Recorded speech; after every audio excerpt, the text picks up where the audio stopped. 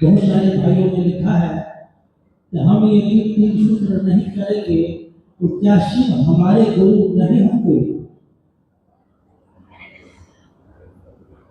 जिज्ञासा फिर से बोल देते हैं, अगर हम 3 सूत्र नहीं करेंगे तो शिव मेरे गुरु होंगे कि नहीं होंगे?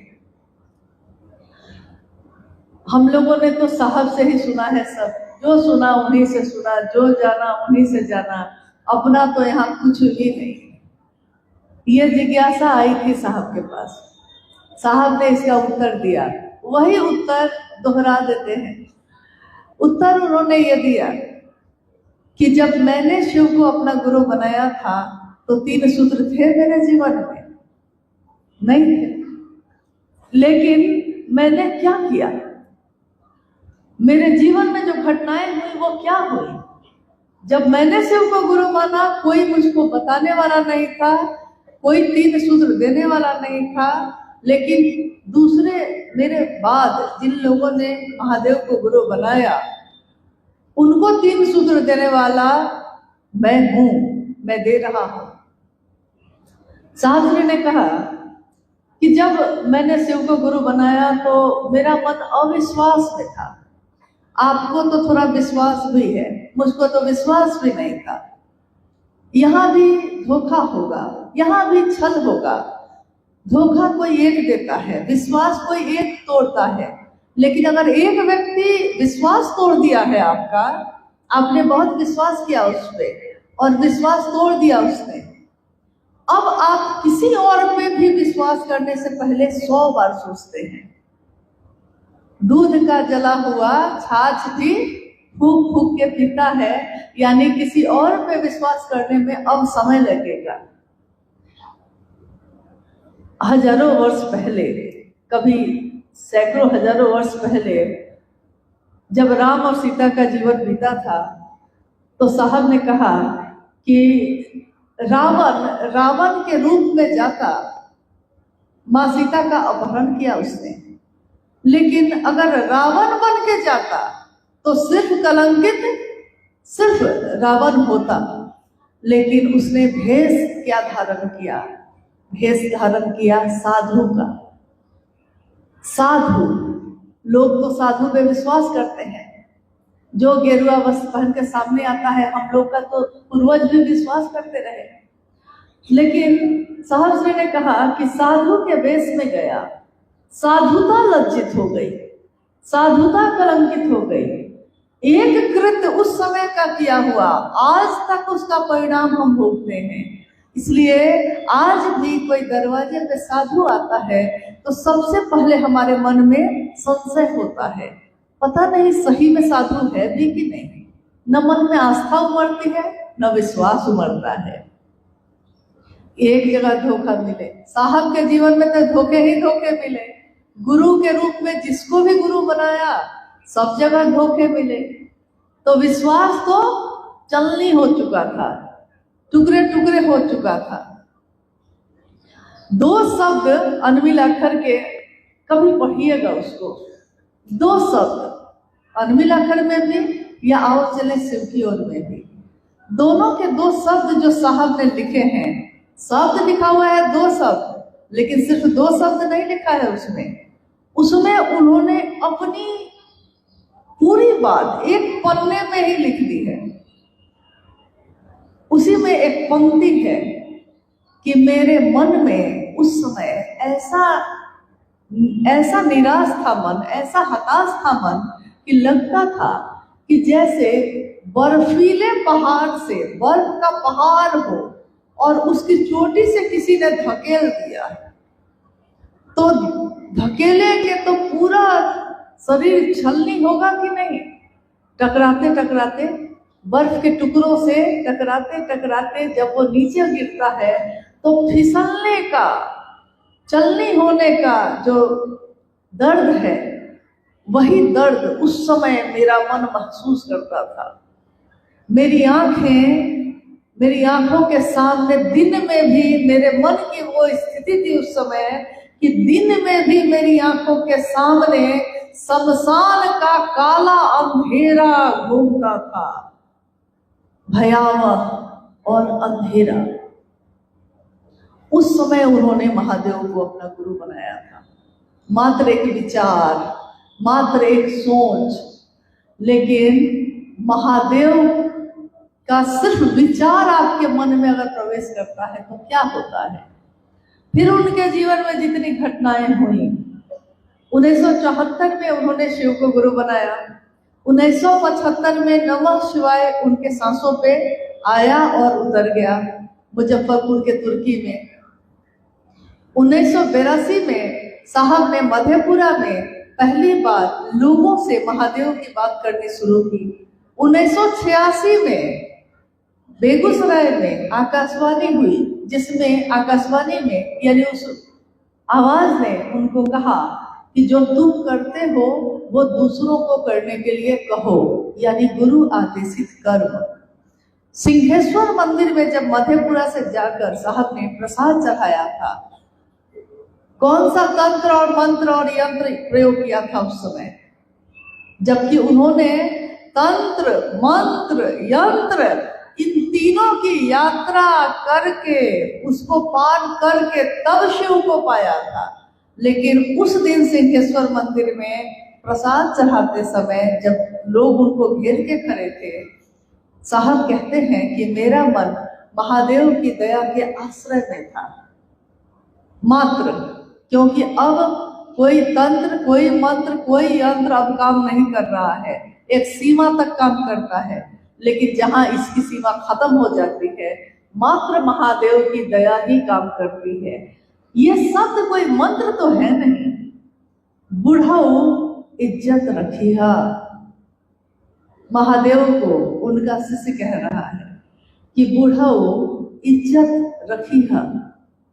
इसमें कौन सा संस्कृत है, कौन से श्लोक है, कौन सा बात चलाया गया है, इसमें कुछ भी नहीं। चारों तरफ से घिरा हुआ उनका शिष्य समाज में खड़ा है, महादेव के सामने रसगुल्ले की थाली लेकर, और कह रहा है कि महादेव को अब मेरे पास कोई उपाय नहीं है, हमको नहीं मालूम है कि प्रसाद कैसे चढ़ता है, आप कैसे प्रसाद ग्रहण करते हैं, ये प्रक्रिया भी मुझको नहीं मालूम, प्रसाद चढ़ता कैसे है ये तरीका भी मुझको नहीं मालूम, लेकिन प्रसाद रखता हूँ और चढ़ जाता है। अब मैं क्या करूं? तरीका कोई पूछ रहा है, तरीका क्या बताऊं, तरीका तो जानता ही नहीं है। तो मात्र एक वाक्य उन्होंने कहा कि बुढ़ाऊ इज्जत रख लिया बस। जैसे किसी बेटी का बारात आ गया हो, घर पे बारात लग गई है और बेटा का पिता आके कहता है और इतना रुपया दीजिए तब ब्याह होगा, नहीं तो गए हम लौटे। और लड़की का पिता अपनी पगड़ी उसके चरण में, पैरों पे रख देता है और कहता है इज्जत रख लीजिए, इज्जत रखिए। ये शब्द नहीं है, ये पूरा का पूरा शिव शिष्यता का आगे की व्याप्ति ही उसी पे टिकी है, मात्र उसी पे टिकी है। अगर उस दिन महादेव ने उनकी जी इज्जत न रखी रहती तो लोगों का विश्वास इस पर से उठ जाता कि महादेव भी गुरु हैं कि नहीं, क्योंकि लोग चमत्कार को नमस्कार करते थे उस समय। चमत्कार न होता, ये घटना न होती तो इतनी तेज गति से व्याप्ति नहीं होती उस समय। और महादेव ने प्रसाद ग्रहण कर लिया। ये सारी घटना घट जब गई है तब साहब ने तीनों सूत्रों का निरूपण किया। सूत्र मतलब ये एक सूत्र का अर्थ होता है, इसको वैज्ञानिक भाषा में कहिएगा तो फॉर्मूला, गणित में कहिएगा फॉर्मूला। तो गणित में अगर फॉर्मूला आपको मालूम हो तो बड़ा से बड़ा गणित उस फॉर्मूला के सहारे आप हल कर लेते हैं। फॉर्मूला, सूत्र, आध्यात्म की धरती पे ये तीनों सूत्र, इसमें पूरा अध्यात्म समाया है, पूरी शिव की दुनिया और जगत की दुनिया समाई है, लेकिन देखने में सुनने में बड़ा साधारण लगता है।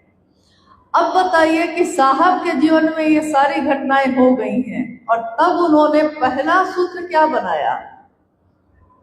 पहला सूत्र तो आज तक होता था कि गुरु की कृपा से होता है सब कुछ, लेकिन उन्होंने पहली बार एक शब्द का प्रयोग किया है इसमें, दया।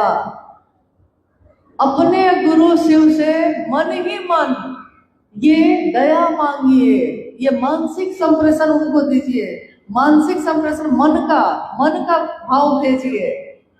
शरीर से आप चाहे जहां भी रहिए, अपने गुरु से मानसिक संवेदन, मुख संवाद संप्रेषित करिए। क्या? हे शिव, आप मेरे गुरु हैं, मैं आपका शिष्य हूं, मुझ शिष्य पर दया कर दीजिए। आप मेरे अपने हैं, मेरे गुरु हैं, मैं आपका शिष्य हूं और मुझ शिष्य पर दया कर दीजिए। गुरु किस पे दया करेंगे? शिष्य पे। मात्र अपने शिष्य पे ही गुरु की दया हो सकती है। तो ये साहब के जीवन में घटा था उस दिन सिंहेश्वर मंदिर में। तो उनके मन ने ये समझ लिया था कि महादेव की दया ना हो तो आगे का कोई काम नहीं हो सकता है। उन्होंने कहा कि मैंने अपने जीवन में बहुत गाड़ी चलाई है, गाड़ियां बहुत चलाई हैं, गाड़ियां जो होती हैं उसको चलाने के वो शौकीन रहे हैं, जीप कार चलाने के शौकीन रहे। उन्होंने कहा कि अगर पहला गियर ना लगे, पहला गियर लगा हुआ है तो गाड़ी चल ही नहीं सकती है। पहला गियर हटाना पड़ता है तब दूसरा तीसरा गियर लगता है बाबू। तो पहला गियर शिव शिष्टता का पहला सूत्र है महादेव की दया। महादेव की दया ना हो तो दूसरा सूत्र यानी गुरु का आदेश भी नहीं हो सकेगा। गुरु आदेशित कर्म यानी जो आकाशवाणी हुई थी वो बना दूसरा सूत्र। तीसरा सूत्र यानी महादेव को प्रणाम करना, नमन करना। नमन भी हमारा आपका मन करता है। इन तीनों सूत्रों को करने में शिव को सीधे हे शिव आप मेरे गुरु हैं, मैं आपका शिष्य हूँ, मुझ शिष्य पे दया कीजिए। दूसरा सूत्र शिव की चर्चा करिए, खुद भी शिव के शिष्य बने इसके लिए और दूसरे भी बन सके इसके लिए। तीसरा सूत्र महादेव को मन ही मन प्रणाम करिए, नमः शिवाय उनके प्राण मंत्र से भी कर सकते हैं। इन तीन सूत्रों में साहब श्री का नाम कहीं नहीं है, क्योंकि देने वाला तो कण कण में है ही। बिना उससे मिले ये तीनों सूत्र तो हो ही नहीं सकते। जिसने दिया है ऊर्जा तो उसकी काम कर रही है, मेरी आपकी थोड़ी काम करती है। हम लोग सोचते हैं कि हम कर रहे हैं, वो ना चाहें तो हम एक कदम नहीं चल सकते। आध्यात्मिक ऊर्जा का संचरण उन्होंने सब में किया, लेकिन अगर वो खींच ले तब हम बोल पाएंगे, हम सुन पाएंगे, हम महादेव की परिधि में रह भी पाएंगे। तो बिना उनके आप ये तीनों सूत्र भी नहीं कर सकेंगे, जबकि तीनों सूत्र में सिर्फ शिव का नाम है, कहीं भी हरिंद्रानंद नहीं लिखा है। और प्रारंभिक समय में लंबे समय तक उन्होंने अपना नाम लिखा भी नहीं। महाशिवरात्रि के आयोजन में हरा भोला हरा शिवा का संकीर्तन चल रहा है, साहब ने उसमें कहाँ अपने नाम का प्रयोग किया? कहाँ माँ नीलमानंद जी ने कहा कि मैंने लिखा है? कभी आपने सुना क्या कि माँ नीलमानंद जी ने कहा है कि ये तो मैंने लिखा है, जागरण भजन तो मैंने लिखा है? देने वाला देता है, दावा थोड़े ही ठोकता है उस पे, देने वाला तो दे देता है। नहीं, महादेव जैसा कलेजा है, दिए जा रहे हैं। हम कृतज्ञ भी हैं, हम कृतज्ञ भी हैं। जो कृतज्ञ है वो लेकर भूलता नहीं, जो कृतज्ञ है वो ले भी लेता है और अपना जो लेबल है उस पे लगा भी देता है, अपना मोहर लगा देता है उस पे। तो आप कहते हैं कि अमुक कंपनी का ये है, लेकिन पता चलता है कि बनवाया कहीं और गया से, कहीं और जगह से था। आते आते यहाँ पे इस कंपनी ने अपना मोहर लगा दिया है। तो आज शिव शिष्यता इतनी व्यापक है कि हर कुछ दूर के बाद चाहिए तो कोई अपना कुछ बना लिया, कोई कुछ बना लिया, कोई अपने नाम से जोड़ लिया, कोई अपनी स्थिति से जोड़ लिया है। कोई कहता है कि हम साहब के नजदीक थे, कोई कहता है हम दीदी के नजदीक थे, कोई ये कोई वो कहता है। ये कोई नहीं कहता कि साहब और दीदी के अगर हम नजदीक भी थे तो उन्होंने क्या सिखाया, क्या बताया। उन्होंने तो महादेव से मिलने की विधा बताई थी। ये तो नहीं कहा था कि खुद से जोड़ना, ये तो नहीं कहा था कि अपना बड़प्पन, अपना अस्तित्व दिखाने लगना लोगों को। उन्होंने तो महादेव की मोहक छवि दिखानी चाहिए, मोहक छवि जो मन को मोह लेती है, जो मन को खींच लेती है, वैसी छवि। तो जब तीनों सूत्रों का निरूपण उन्होंने किया है तो आपने देखा है कि उस समय जब उनके जीवन में तीनों सूत्र नहीं थे तब भी साहब श्री ने तीनों सूत्र ही किए। तो अगर आप किसी को बता भी दीजिएगा कि महादेव को गुरु बनाइए और उसको तीनों सूत्र नहीं भी बताइएगा, लेकिन करेगा तो वो तीनों सूत्र ही, इसकी परिधि से बाहर तो वो जा ही नहीं सकेगा। नहीं तो जिज्ञासा तो यही थी ना।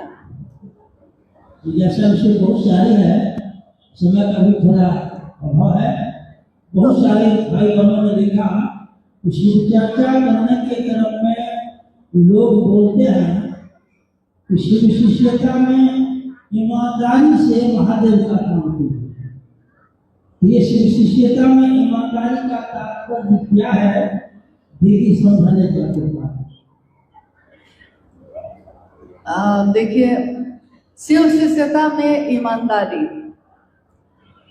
शिव शिष्यता जैसे ही ये शब्द आता है इसी में तो सब कुछ है। ईमानदारी तो है ही, इसके अंदर ही है, अलग से ईमानदारी जोड़ने की जरूरत नहीं है। अगर कोई शिव का शिष्य है मन वचन और कर्म से तो उसके लक्षण बताते हैं कि वो शिव का शिष्य है। कोई साधु है उसके लक्षण बताते हैं कि वो साधु है। लेकिन अगर कोई साधु नहीं है, उसने सिर्फ गेरुआ वस्त्र पहन लिया है, उसने सिर्फ रुद्राक्ष की माला पहन ली है, लेकिन वो काम ठग का करता है, तो उसके लक्षण बताएंगे कि नहीं कि वो साधु नहीं है? बताएंगे ना। कुछ दिन तक तो कोई ठग लेगा आपको, लेकिन कुछ ही दिन तक ना ठग पाएगा, उसके बाद तो नहीं ठग पाएगा।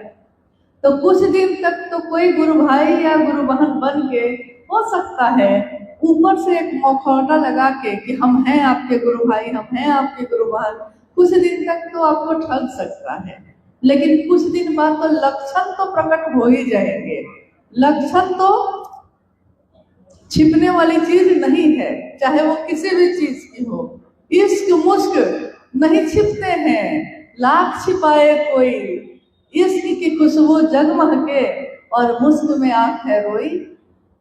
अगर किसी को इश्क है खुशबू से पता चल जाता है, कोई ठग है उसके लक्षण से पता चल जाता है। आंख रात भर रोई है, सुबह आंख देखकर पता चल जाता है। नहीं तो अगर कोई शिव का शिष्य है उसके लक्षण बताते हैं वो शिव का शिष्य है। जो सिर्फ मुखौटा चढ़ाए हुए है, जिसकी मनसा कुछ और होती है, गुरु भाई गुरु बहन बन के ही हमारे आपके बीच बैठता है, लेकिन उसके लक्षण बता देते हैं कि ऐसा नहीं है।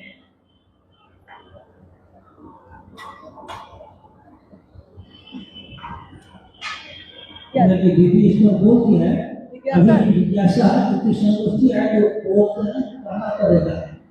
बहुत सारे भाइयों ने लिखा है, इन्होंने लिखा कि क्षेत्रों में अधिकांश देखने को मिलता है कि कुछ गुरु भाई गुरु बहन लोग महादेव को धोती और मैया को साड़ी चढ़ाते हैं और चर्चा करते हैं और पुनः उसको अपने घर ले जाते हैं।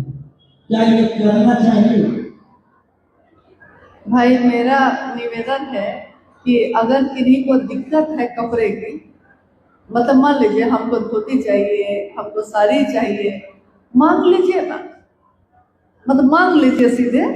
गुरु भाई गुरु बहन तो हैं, मेरे पास नहीं होगा हम मांग लेंगे, आपके पास नहीं होगा मांग लीजिए, परिवार है हम लोग। नहीं मेरे घर में अगर चावल नहीं है और गुरु बहन है मेरी तो हम मांग लेंगे।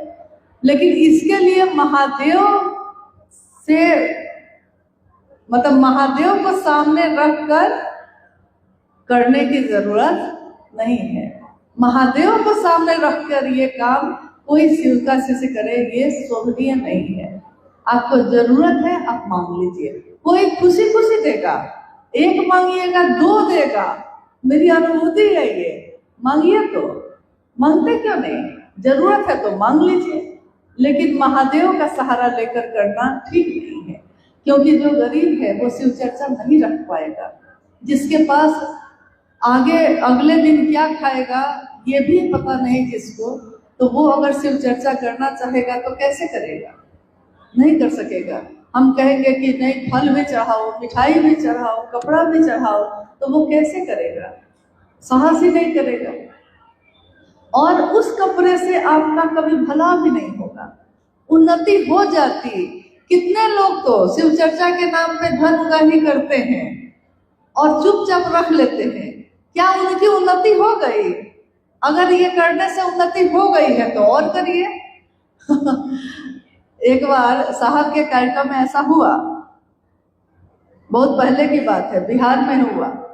तो कुछ दिन तक मुख्यालय में साहब के पास ये शिकायत आती रही कि अमुक जिला में ऐसा हुआ, ऐसा हुआ, ऐसा हुआ। साहब ने कहा कि आप धरती से महादेव को देखते हैं, मैं महादेव के तरफ से धरती को देखता हूँ। आप धरती से देखते हैं तो आपके चिंतन में ये आता है कि इतना पैसा रख लिया, इतना पैसा रख लिया और महादेव के नाम पे जुटाया था और वहाँ के आयोजक लोगों ने रख लिया। लेकिन मैं महादेव के तरफ से जब देखता हूँ तो मुझको लगता है कि जो महादेव के लिए खड़ा है उसको इससे कोई फर्क नहीं पड़ा। आपने लूटा, आपने धोखा दिया, ये आप जानिए, लेकिन ये करने में भी आपने बात तो महादेव की ही की होगी। आपने नाम तो हरिद्रानंद का ही लिया होगा। 10 रुपया किसी से ठगना है अगर, तब भी आपने परोसा तो महादेव को ही होगा। तो साहब ने कहा कि छोड़ो बेकार की बातों को, क्योंकि इसमें कुछ नहीं रखा है। जो ईमानदार है वो ईमानदार ही रहेगा, जो बेईमान है वो बेईमान ही रहेगा। लेकिन उसको ठीक करने का जिम्मा हमारा आपका नहीं है। ये अलग बात है कि महादेव मेरे हैं, महादेव आपके हैं, तो आपको इसकी भी परवाह होगी कि कोई महादेव को बेचकर जगत ना खरीदे। शिव का शीश झुकता है महादेव के लिए, किसी के सामने झुकेगा, महादेव के लिए झुकता है ना, तो किसी के सामने झुकेगा। लेकिन जिस दिन वो ये देखता है कि इस कृत्य से मेरे महादेव कलंकित हो रहे हैं, उस दिन वो अपने ही महादेव का त्रिशूल भी उठाता है, झुकता है वो, लेकिन त्रिशूल के साथ झुकता है। ये आप अपनी आंखों के सामने अपने घर को कलंकित होते नहीं देख सकते। शिव की चर्चा शुरू हुई है दुनिया में, समाज में, हमारे कृत्य से या हमारे किसी गुरु भाई गुरु बहन के कृत्य से। अगर शिव पे उंगली उठती है तो हर उस शिव शिष्य को पीड़ा होती है, दर्द होता है, जिसने शिव को अपना माना है। जो अपना माना है तो दर्द होगा, जो अपना माना है तो आवेश पैदा होगा ही होगा। आप ये नहीं कह सकते कि महादेव जानेंगे। अगर आप हर बात में ये कहते हैं महादेव जानेंगे तब तो ठीक है तो महादेव का ही मामला, गुरु तो वही है, लेकिन उनके शिष्यों को भी तो कुछ संभालने की जिम्मेदारी है कि नहीं है। सिर्फ गुरु का नाम का लाभ लीजिएगा और गुरु के दुनिया में कोई कुछ भी करता रहेगा तो सजग नहीं होइएगा, जागरूक नहीं होइएगा। कोई दुकान खोलकर बैठा है, वो तो सोच के ही बैठा है ना कि उसको लाभ कमाना है, लेकिन बाहर में लिखा रहता है जागो ग्राहक जागो। ग्राहक यानी जो आया है उसको जागरूक बनना पड़ता है, उसको समझ के लेना पड़ता है क्या लेना है क्या नहीं। तो यहाँ तो फिर बिजनेस नहीं चल रहा है, यहाँ तो दिल से चल रहे हैं हम लोग, दिल का मामला है। तो यहाँ अगर कोई कहता है, देखिए साहब ने कुछ भी छोड़ा नहीं है बोलने से, उनकी हर बात में वही ऊर्जा है, आप सिर्फ दोहराइए तो लोगों के सामने। उन्होंने तो साफ कहा कि अरे जगत बेचकर जगत खरीदने का रिवाज तो पुराना है, जगत बेचकर जगत खरीदने का रिवाज तो पुराना है, लेकिन शिव को बेचकर जगत मत खरीदना, कोई उन्नति नहीं होगी, कुछ नहीं होगा, कुछ हासिल नहीं होगा, हाथ खाली के खाली रह जाएंगे। लेकिन शिव को रखिए ना सामने, आपको तो लोग खुद ही प्यार करेंगे, खुद ही सम्मान देंगे। किस घर में आपको भोजन नहीं मिलेगा, किस घर में कमरा नहीं मिलेगा, लोग तो खुद ही देखेंगे। आप लोग की बात करते हैं। हमारे झारखंड में एक गुरु भाई जो आते हैं, साहब तो भीड़ में भी उसको देखकर समझ गया कि धोती फटी है, और साहब ने अपनी अलमारी से, जब आए वो अपनी अलमारी से निकलवा के दिया है। तो ये पूरी दुनिया सिर्फ गाने के लिए है कि दुनिया, ये दुनिया हरिंदर की दुनिया, ये हरिंदर की ही दुनिया है, ये सिर्फ गाने का मामला नहीं है, ये दुनिया तो उन्हीं की है।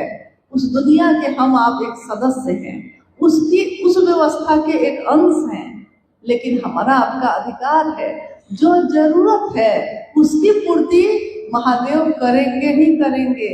ये भी साहब ने ही कहा है, आपकी जरूरत, जो महादेव महादेव करता है, जो महादेव के लिए मरता है, महादेव उसकी जरूरत की पूर्ति करते ही करते हैं।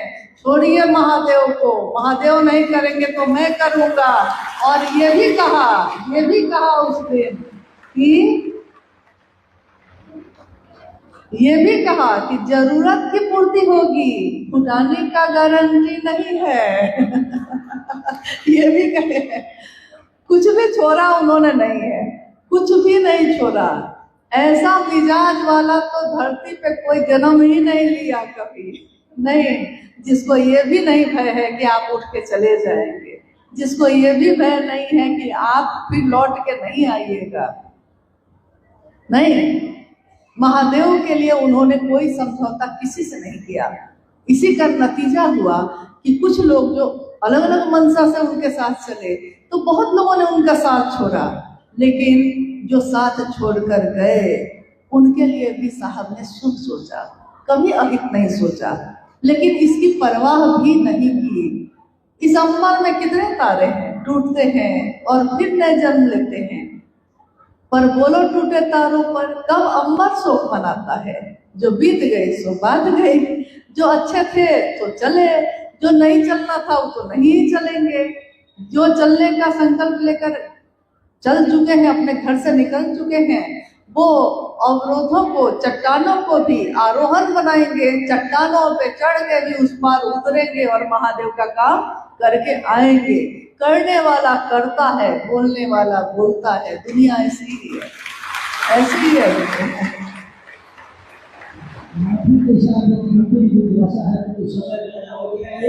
दरभंगा के समस्त गुरु भाई सारे गुरु भाइयों की जिज्ञासा, शिव को हमने गुरु माना, साहब के द्वारा दिए गए सूत्र हम लोग कर भी रहे हैं, लेकिन यह समझेंगे कैसे कि शिव मेरे गुरु हो गए।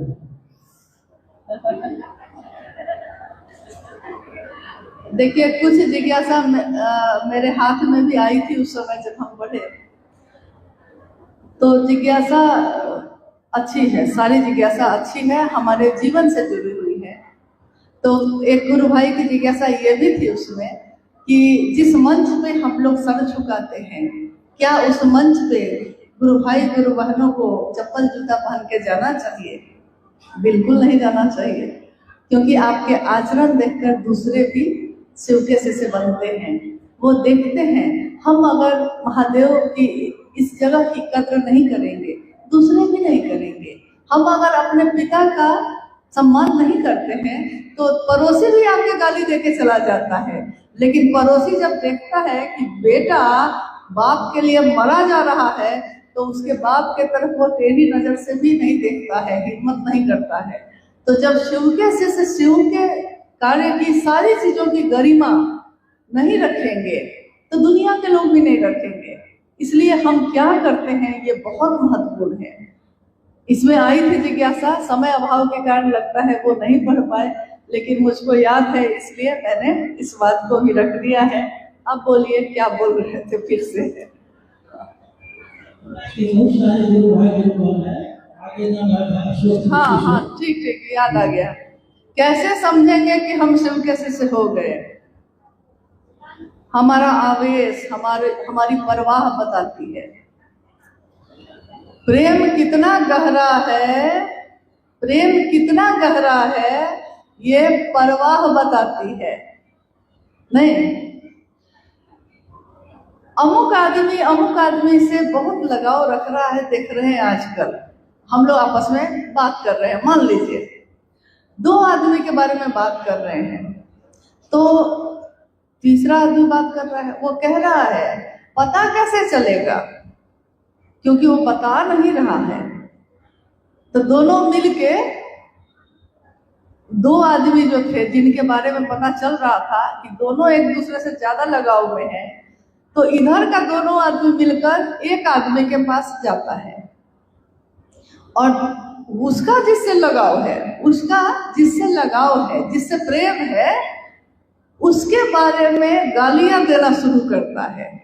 वो थोड़ी देर तक बर्दाश्त करता है 2-3 गाली होते होते खड़ा होता है और 4-5 झापड़ लगाता है। बोला तुम उसके बारे में ऐसी बात बोला कैसे? तो सामने वाला बोला समझ गए, हम लोग को यही तो पता करना था नहीं कि तुम दोनों में कोई मामला है, तुम बता नहीं रहा था। नाम उसका लिए जिससे प्रेम होता है, जिससे लगाव है, तो अगर उसका नाम होता है तब होठ मुस्कुराते भी हैं। जिससे प्रेम हो उसका नाम सुन के अच्छा लगता है। और अगर प्रेम है और आपने उसकी बदनामी का काम किया है तो आवेश भी होगा। आप उसके, जैसे महादेव से हम कहते हैं कि महादेव मेरे गुरु हुए कि नहीं, हम शिव के शिष्य हुए कि नहीं, पता कैसे चलेगा? आपकी परवाह बताती है। आप जाते घर से, शिव चर्चा सुनते, चलते, लौट आते, लेकिन शिव चर्चा स्थल पे आप गए तो आपने देखा कि कोई तस्वीर लगाया है, लेकिन महादेव की तो लगाया है। ऐसा हुआ था एक जगह, महादेव की तस्वीर लगी थी और उस समय साहब अपनी तस्वीर लगाने के लिए मना कर किए थे। लाचारी में लगाना पड़ा उनको। बाद में उन्होंने हर काम व्यवस्था में ही किया। महादेव को गुरु भी व्यवस्था में माना, नाम भी अपना लिखा बाद में तो व्यवस्था में, क्योंकि सब अपना अपना नाम लिखने लगे थे। और बैनर पे वहां के जो मुख्य आयोजक थे उनकी तस्वीर लगी थी। देखिए साहब ने कुछ नहीं कहा, लेकिन लौटने के बाद हम लोग के अंदर इतनी बेचैनी थी इस बात की, आवेश था, ये कैसे किया। तो साहब ने कहा कि छोड़िए ना, अरे महादेव को लोग क्या क्या नहीं कहते हैं, महादेव के साथ क्या क्या नहीं करते हैं, महादेव छोड़ता है कि नहीं, माफ करता है कि नहीं, मुझको कोई फर्क नहीं पड़ा।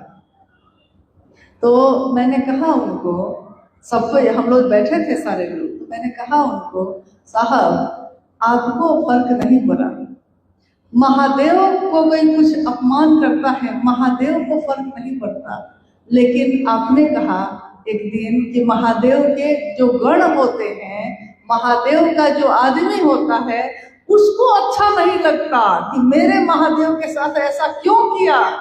तो आज अगर कोई आपके साथ ऐसा किया है, आपने माफ किया, आप महादेव हैं, हम लोग को भ्रम है कि आपके आदमी हैं, तो हम लोग को अच्छा नहीं लग रहा है कि आपके साथ ऐसा क्यों किया। देखिए लक्षण बताते हैं कि शिव से हुए कि नहीं हुए। महादेव से लगाव होगा तो आपको महादेव की सारी व्यवस्था से भी लगाव होगा, सारी चीजों से भी मतलब होगा। अगर लगाव नहीं होगा तो गए हैं, भीड़ का हिस्सा बने हैं, लौट के चले आए हैं। न कोई चीज से मतलब नहीं है, किसी व्यवस्था से मतलब नहीं है। व्यवस्था प्रेम कायम नहीं करती, लेकिन प्रेम जब बढ़ता चला जाता है तो एक व्यवस्था की जरूरत पड़ती है। हम अपना जिसको भी समझते हैं उसके लिए कोई ना कोई व्यवस्था, उसकी सुरक्षा की, उसकी चीजों की करते हैं। अगर साहब श्री को हम लोगों से मतलब नहीं होता तो उनको इस बात की भी परवाह नहीं होती कि पूरी रात बैठ के हम चर्चा कर रहे हैं कि क्या कर रहे हैं, उससे साहब को क्या मतलब। लेकिन उन्होंने निर्देश जारी किया था उस समय। गुरु बहनों की संख्या ज्यादा होती है, किसी हालत में रात्रिकालीन चर्चाएं नहीं होनी चाहिए। शाम 8 बजे तक गुरु बहनें गुरु भाई अपने घर पहुंच जाएं। इसके लिए जैसे ही अंधेरा हो उससे पहले चर्चाएं खत्म हो जानी चाहिए। ये निर्देश निकाला था उन्होंने, इसलिए कि इसके साथ उन्होंने एक बात कही उस समय कि आप अपने बहन को, अपनी माँ को 12 बजे रात तक नहीं बैठाते हैं चर्चाओं में, लेकिन गुरु बहन बैठे, खूब भजन हो, इसमें आपको मजा आता है। आपको आता होगा मजा, हरिंद्रानंद को नहीं आता, क्योंकि मेरी बहन है वो, मेरा भाई है वो, लौटेगा कैसे, सुरक्षित जाएगा कैसे। मैं सोचता हूँ, मेरा मन बेचैन होता है।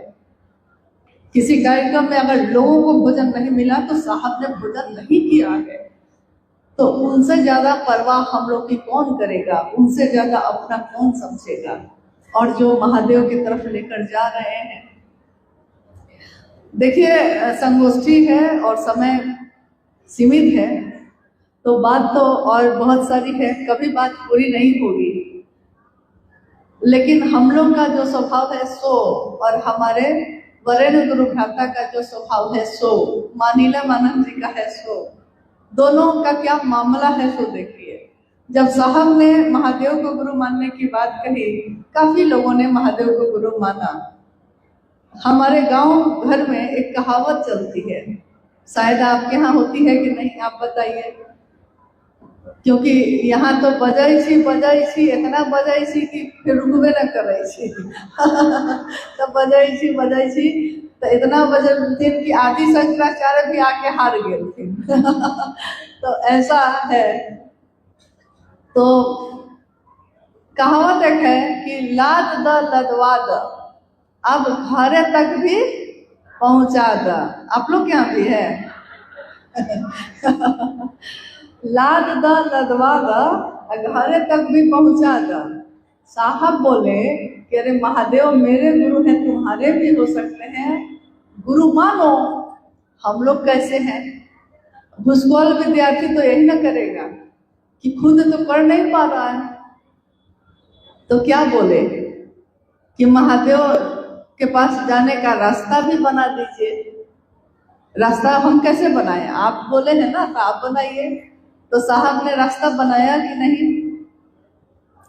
शिव शिष्यता का राजमार्ग जो सीधे शिव तक जाता है, और पूरी दुनिया भी उस पर चलेगी तो ट्रैफिक जाम नहीं होगा, यानी सारे लोग चल सकते हैं उस पे, सारे, यानी एक एक व्यक्ति परमात्मा पथ का पथिक हो सकता है, ये साहब श्री ने कहा। तो लाद दा, अब हम कह रहे हैं लदवा दा, मतलब कि रास्ता भी बना दा, रास्ता भी बनाइए। तो रास्ता भी बनाया उन्होंने, कहा कि अब तो चलो, तो हम लोग चलना भी शुरू किए। अब कह रहे हैं कि पांव थक जा रहे हैं, बाधा ही बाधा है। और कहावत कि अब घरे तक भी पहुंचा दा, मतलब कि शिव तक भी पहुंचा दीजिए। तो साहब ने कहा कि आओ चले शिव की ओर, मेरे साथ चलो। आओ का अर्थ ही होता है मेरे साथ, जाओ नहीं कहा उन्होंने कहा आओ चले शिव की ओर, मेरे साथ महादेव की तरफ चलो। शिव ही हमारे गुरु हैं, शिव ही हमारा गंतव्य है, और शिव ही हमारी गति भी है। ये हमेशा हम सब याद रखेंगे तो कहीं कोई बाधा नहीं है। पूरी दुनिया अपनी है, हर व्यक्ति को शिव से जोड़ना है, कोई व्यक्ति यहाँ विशिष्ट नहीं है, हर व्यक्ति कोई हो सकता है, वो मेरे घर में रहने वाला या बाहर सब्जी बेचने वाला, कोई भी व्यक्ति मिलता है, हमारा आपका काम है उसको महादेव से जोड़ देना और फिर अपने रास्ते चलते चलते इस काम को करना है। अपनी यात्रा भी नहीं भूलनी है, दूसरों की चिंता करनी है, अपनों की चिंता करनी है, छोड़ना नहीं है, लेकिन अपनी यात्रा विस्मृत भी नहीं करनी है। हम सभी शिव के शिष्य अपने जीवन की छोटी बहुत बड़ी बहुत सारी चीजों में उलझ जाते हैं, लेकिन साहब कहते हैं कि छोड़ो बेकार की बातों में, कहीं बीत न जाए रहना। लोग तो कहेंगे, लेकिन चलते रहना है, चलते रहना है। अभी तो हम लोग को मीलों चलना है, लेकिन मीलों कब चले जाएंगे, कब पहुंच जाएंगे? मात्र गुरु की दया से ये संभव है। मेरा निवेदन है आप सभी गुरु भाई गुरु बहन से कि आपने जितना भर भी हमारे वरीय गुरु भ्राता साहब श्री को या दीदी नीलम आनंद जी को की उस बूझ को, जिसमें वो मंच पे बैठकर प्रारंभ कर रही है हर भोला हर शिवा से, और उनकी उस गूंज के साथ वहाँ का पूरा परिवेश, पूरा माहौल शिवमय हो जाता है। वो गूंज हमारे आपके दिल में हमेशा गूंजती रहे, उनके साथ चलने का जज्बा हमेशा रहे। दुनिया ने तो उनको बहुत पीड़ा भी दी, बहुत आनंद भी दिया, दोनों बातें हुई, लेकिन हम शिव के शिष्य उनके आनंद का विषय बने। उन्होंने शिव शिष्यता का उपहार मांगा है, तो शिव शिष्यता का उपहार ही अपने साहब को दे और सदैव उनके लिए हमारे दिल बिछे रहेंगे।